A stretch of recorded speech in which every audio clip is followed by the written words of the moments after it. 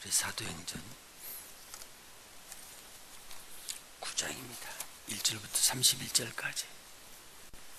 오늘은 우리 기독교 역사에서 가장 중요한 회심이 한 번 이루어졌습니다.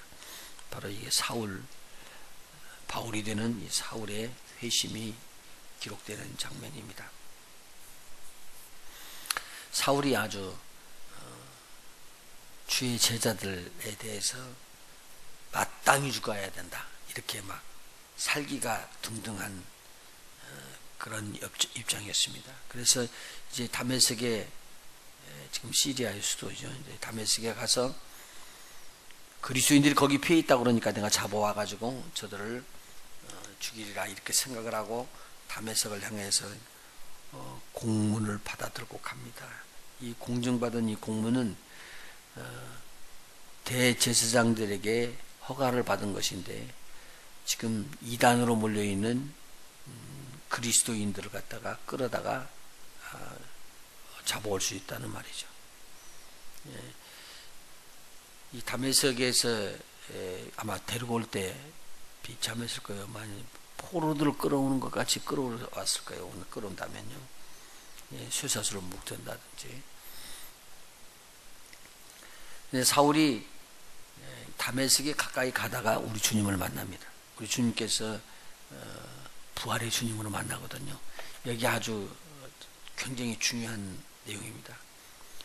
예수님께서 부활하시고 난 다음에 제자들에게 보이시고 그 다음에 부활한 몸으로 하늘에 승천에 올라가셨잖아요.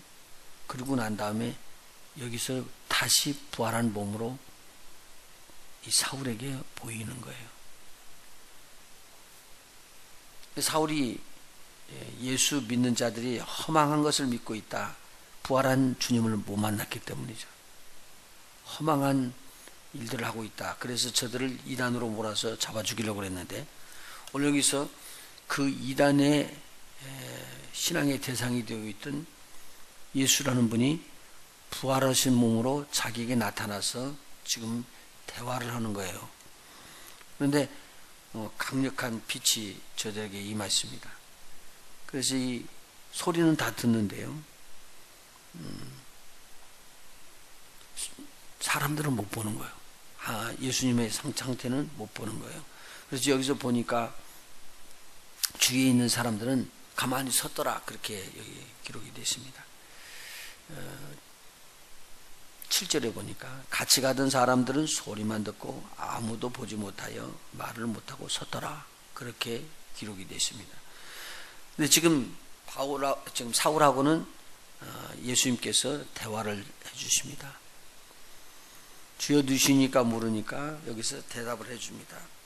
나는 네가 핍박하는 예수다. 그러면서 이 사울이 앞으로 해야 될 일이 무엇인가를 예정을 해놓고 있습니다. 그러니까 우리는 모르고요, 강팍해지고 또는 어떤 일이 일어난지는 모르지만, 하나님은 한 사람 한 사람에 대해서 가지고 있는 뜻이 다 있었다라는 얘기입니다. 큰 덩치로 보면요, 우리 주님께서는 다 일일이 다 보고 너희 하는 일은 무엇이고 너희 하는 일이 무엇이다.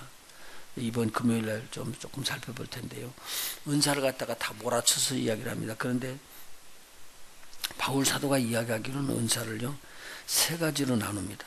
그 3가지가 뭐냐면, 주께서 주시는 은사가 따로 있고, 성령께서 주시는 은사가 따로 있고, 하나님께서 역사하는 지체가 따로 있거든요, 은사가. 그래서 이 은사를 구분해 주고 있습니다. 여러 군데서 구분하고, 고린도전서 12장에는 그것이 한꺼번에 쭉 이렇게 설명해서 나오면서 해주고 있거든요. 근데 여기서는 뭐냐면, 이 사울을 하나님께서 어떻게 쓸 것인가 직임의 은사를 이미 주십니다. 너는 이방의 사도로 내가 택했다. 그런데 이방의 사도가 되기 전에 저는 유대인들로서 기독교인을 핍박하는 자리에 들어가게 됩니다. 몰라서 그랬죠. 그렇지만 우리 주님이 저를 만나 주셨네요. 그래서 사울아 어찌하여 나를 핍박하느냐, 이 소리 듣고는 깜짝 놀라서 제가 이제 변화되는데, 이때 눈이 멀어버립니다. 그런데 눈이 멀어버렸는데 이 보는 역사가 일어나거든요. 자, 그 8절에 한번 보시죠. 사울이 땅에서 일어나 눈을 떴대요. 아무것도 보지 못하고 사람의 손에 끌려 다메섹에 들어갔더라. 그렇게 말하거든요. 그러니까 눈은 떴는데 사실은 보이질 않는 거예요. 전혀. 그래서 소경이 되어가지고 지금 손에 이끌려가지고는 직가라는 도시로, 거리로 들어갔습니다. 근데 그때 이렇게 어떤 일들이 일어날 것에 대해서 쭉 알려주거든요. 이때는 우리 부활하신 우리 주님께서 친히 환상 중에 아나니에게도 나타나 보이고 또 사울에게도 나타나 보이면서 이 기적과 같은 일들을 이끌어가는 것을 여기서 볼 수가 있습니다. 그때의 다메섹 10절에 그때의 다메섹 아나니아라는 제자가 있더니 주께서 환상 중에 불러 가라사대. 환상이라는 것은 지금 자고 있는 상태도 아니고, 그리고 현실은 현실인데 하나님께서 보여주는 것을 보는 것이거든요. 환상 중에서 불러 가라사대 아나니아야 하시거늘 대답하되 주여 내가 여기 있나이다 하니 주께서 가라사대 일어나 직가라 하는 거리로 가서 유다 집에서 5 사람 사울이라 하는 자를 찾으라. 유다는 이름이 유다입니다. 5 사람 사울은 사울의 고향이 지금 다소이기 때문에 다소의 사람 사울을 찾으라 그렇게 말했습니다. 저가 기도하는 중이래요. 유대인이기 때문에 기도 다 하고 있었습니다. 12절 저가 아나니아라 하는 사람이 들어와서 자기에게 안수하여 다시 보게 하는 것을 보았느니라 라는 말이 있는데, 이거 그냥 보았다는 것은 사실은 이분이 지금 보는 거예요, 못 보는 거예요? 못 보죠. 못 보잖아요. 가려가지고. 그런데 지금 보았다라는 말은 눈이 지금 보이지 않지만 보았다는 말이에요. 그러니까 이것도 환상이라고 볼 수 있습니다. 환상은 내가 눈이 보이지 않는 소경일지라도 볼 수 있다라는 내용이죠. 그러니까 환상은 이렇거든요. 밑에서 이렇게 기도하고 있는데, 머리를 숙이고 기도하고 있는데 위가 뻥 뚫려서 위를 보는 거예요. 여기서 기도하고 있는데 자기가 위에서 밑을 볼 수 있고, 이 앞으로 될 일들을 지금 보는 거예요. 그러면 지금 뭘 보여주냐면요, 네가 앞으로 어떻게 될 것이다 라는 거, 그리고 앞으로 나중에 이런 일이 일어날 것이다 라고 보여줬던 것을 본 사람들이 다 선지자들이거든요. 에노기가 그랬고요, 다윗이 그랬고요, 이사야가 그랬고, 에스겔이 그랬고요, 에레미야가 그랬고요. 다 봤습니다. 이거요. 앞으로 될 일이거든요. 노아도 이 내용을 알죠. 앞으로 홍수가 임할 것도 알았죠. 이렇게 아브라함도 알고요. 그러면 앞으로 될 일에 대해서 미리 알 수 있다는 거, 이것을 가지고서 하나님께서 펴준 거예요. 그러니까 요한계시록은요, 천사들을 통해서 앞으로 일어날 일들을 네가 알아라 그렇게 해서 요한에게 보여준 것이거든요. 펼쳐 보여준 거거든요. 천사들이 다 한 거예요. 이게 실질적인 일이 일어나지 않았는데 그때 일어날 일들을 다 보여준 거거든요. 이게. 근데 오늘 여기에서 자기가 이제 기도하고 있는데, 야, 이거 내가 그러면 큰 실수를 한 거 아니야? 그리고는 막 부스러지고 있는 중이죠, 지금요. 눈은 보이지 않지. 우리 주님을, 부활하는 주님을 만나보면서 대화를 다 했는데, 내가 지금 큰 실수를 했다. 예수님이 사실 예수님이 그리스도시구나. 성경에 말하는 메시아가 이분인데 내가 이거 큰 실수를 했구나. 그리고 지금 하고 있는데 환상이 보이는 거예요. 근데 거기서 아나니아라고 하는 사람을 보여주는 거죠, 그림은. 그리고 그 사람이 들어와서 자기에게 안수를 하면서 자기가 눈이 열리는 거예요. 눈이 떠지는 것을 보는 거예요. 그게 12절에 있는 말씀입니다. 저가 아나니아라는 사람이 들어와서 자기에게 안수하여 다시 보게 하는 것을 보았다라는 것입니다. 눈이 보이지 않았는데요. 이 아나니아가 걱정이 돼서 이야기합니다. 그 사람은 보통 사람이 아닙니다. 예루살렘부터 와가지고 예루살렘에서 성도들을 보통 괴롭힌 사람이 아닌데 여기도 그 일 때문에 온 것입니다 라고 아나니아라는 사람이 지금 사울이 다메섹에 들어오는 것을 다 알고 있었다고 말이죠. 그런데 이때 예수님께서 그 사울이 앞으로 어떻게 될 것인가에 대해서 자세하게 이야기해 줍니다. 15절입니다. 주께서 가라사대 가라, 이 사람은 내 이름을 이방인과 임금들과 이스라엘 자손들 앞에 전하기 위하여 택한 나의 그릇이라. 하나님께서 지금 이방의 사람들까지 복음을 증가하고 이방의 교회들을 위해서 세운 하나님의 그릇, 사도의 직분을 가졌다, 그 말입니다. 이게 굉장한 말이거든요. 그러면 지난 시간에 그 빌립에 대해서 우리가 말씀드렸죠.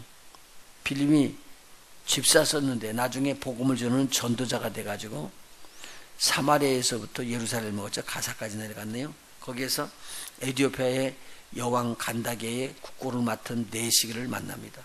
그래서 그 사람에게 복음을 증가하고, 그러니까 이디오피아의 복음을 전파되게끔 하는 길을 열어드렸죠. 그리고 난 다음에는 바로 아소도스로 올라와가지고 가이사라까지 가서 머물면서 여러 도시를 다 복음화하고, 그리고 가이사라에 정착해서 가이사라의 복음을 증가하는 일을 그렇게 감당했습니다. 가이사라가 굉장히 크더라고요. 그러면 그런 일들을 할 수 있도록 전도자로 하나님께서 빌립을 세우셨습니다. 이미.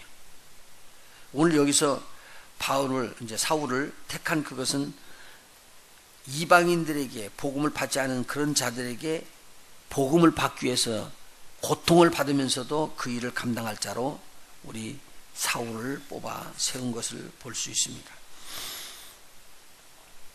그리고 17절을 보니까 아나니아가 그 집에 들어가서 이제 사울에게 안수를 하면서, 형제 사울아, 주 곧 네가 오는 길에서 나타나시던 예수께서 나를 보내어 너로 다시 보게 하신다. 그러면 지금 이렇게 이분도 아마 지금 여기 명칭은 나오지 않지만 아나니아도 아마 다메섹에 있는 지역에 아마 주의 종으로서 하나님을 섬기고 있는 분이라고 그렇게 추측을 할 수가 있겠죠. 그래서 안수를 하니까 성령이 충만하게 됐는데, 여기서 사울이 성령 충만한 것 다른 데는 기록이 안 돼 있고요. 여기만 기록되어 있어요. 17절에. 그리고 사울이 방언했다는 말이 다른 게는 기록이 되어 있는데, 고린도전서 14장에는 다른 데서 방언을 이렇게 받고 이렇게 세례를 받았다는 말이 없기 때문에 성령의 충만함을 받았을 때 1차적으로 이때 아마 방언의 은사가 들어왔을 것이다 라고 그렇게 우리가 추측해 볼 수가 있습니다. 성령으로 충만하게 되니까 사울의 눈에서 비늘 같은 것이 떨어지고, 그리고 다시 보게 되는 일들이 일어났습니다. 그래서 일어나서 세례를 받고 음식을 먹고 그 즉석에서 그리스도인들과 함께 교제를 나누면서 예수님은 그리스도라는 것에 대해서 증거하기를 시작해서 즉석에서 증거하기 되는 것을 볼 수가 있습니다. 그래서 다메섹에 사는 유대인들을 굴복시켰더라. 그러면 그 사이에 유대인들이 참 전 지역에 다 흩어져 있다고 그렇게 보면 되겠습니다. 자, 그리고 난 다음에 자기하고 같이 있었던 유대인들이 이 내용을 듣고는 유대인들이 똘똘똘 뭉쳐가지고 또 누구를 죽이려고 그러냐면 이제 사울을 죽이겠다고 이야기를 하니까 사울이 이제는 뒤집어져 버렸습니다. 거꾸로 된 것이죠. 자기가 죽이려고 했던 사람들에게 같이 교제를 하면서 그들에게 피신해야 되겠고, 자기하고 협력해서 그리스도인들을 죽이려고 했던 사람들은 자기를 죽이는 사람이 되어버렸습니다. 그래서 이 일 때문에 피해서 광주리를 타고 성에서 내려와가지고 예루살렘으로 갑니다. 근데 예루살렘으로 갔는데 예루살렘에 가가지고 여기서 만나주지를 않아요. 사람들이 다 피하고. 그만큼 아마 이 바울이 무섭게 했던 것 같습니다. 사울이 형 그때는. 그리고 여기서 이제 중요한 거 하나 더 볼 것은요. 예루살렘에서부터 가이사라로 갔다가 다소로 이렇게 보내지는 장면이 나옵니다. 다소는 지금 사울의 고향입니다. 나중에 바나바가 가서 사울을 불러가지고 안디옥에서 같이 섬기면서 교회에 충성된 그 주의 종들로 이렇게 섬기게 되는 것을 또 볼 수가 있죠. 근데 31절에 보면은요, 그리하여 누가요? 어떻게 돼서요? 사울이라는 사람이 하나님 말씀을 듣고 막 그렇게 그 말씀이 옳다고 그러면서 그리스도인은 이단이라고 몰아가지고 정죄하고 있다가 죽이고 있다가 이분이 뒤집어져서 완전히 바꿔집니다. 아니다. 예수는 그리스도가 맞다. 그러고 변화가 되어버리는 상태입니다. 그러니까 지금까지 핍박하던 것이 핍박이 아니라 오히려 기도하면서 저들과 하나이 되는 그런 일이 있은 다음에 그 말이죠. 그리하여 이렇게 변화가 되고, 그리하여 온 유대와 갈릴리와 사마리아 교회가 평안하여 든든히 서가고 주를 경외함과 성령의 위로로 진행하여 수가 더 많아지니라 라고 이야기를 하고 있습니다. 근데 여기에 보니까요, 우리가 유대에 흩어졌다는 것은 성경에 기록이 되어 있었죠. 갈릴리는 지금까지 말이 없었습니다. 여기서요. 그리고 사마리아 교회는 빌립에 가서 복음을 증거했죠. 그리고 거기는 커졌는데, 갈릴리는 예수님께서 제일 처음에 사역을 시작했던 곳이고, 이 지역은 예수님의 고향 동네로 그 지역의 복음이 이미 많은 기적과 표적으로 예수님께서 그렇게 해놨던 장소 아닙니까? 그런데 그것에 대해서 이렇게 교회가 어떻게 누가에게 인도를 받으면서 또는 누가 가서 복음을 증거하고 그런 내용이 없지만, 오늘 여기 31절에 보니까 아하, 유대와 갈릴리와 사마리아에 있는 교회가 벌써 쫙 이렇게 형성이 된 것을 볼 수가 있습니다.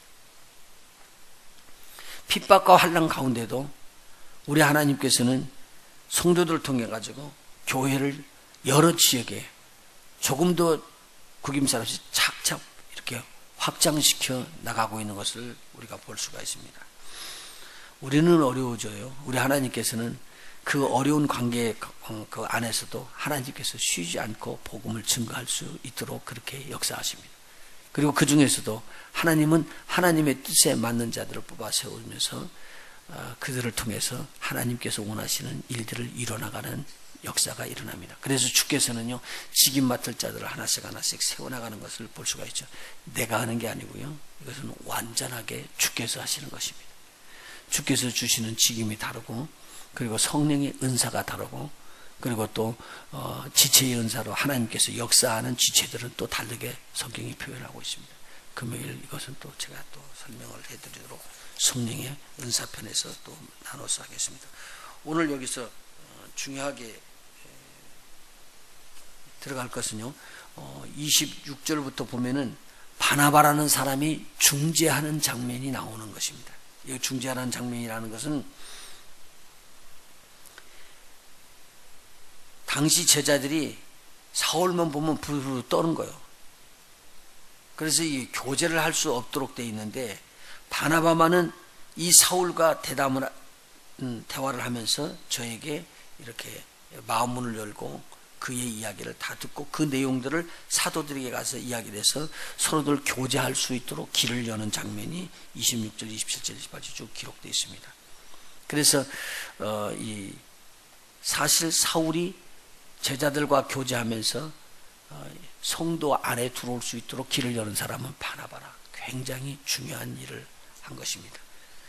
그리고 이때 이런 교제를 통해 가지고 하나님께서는 소아시아의 선교에 같은 팀워크가 돼서 선교할 수 있도록 그렇게 만들어 주는 것을 볼 수가 또 있죠.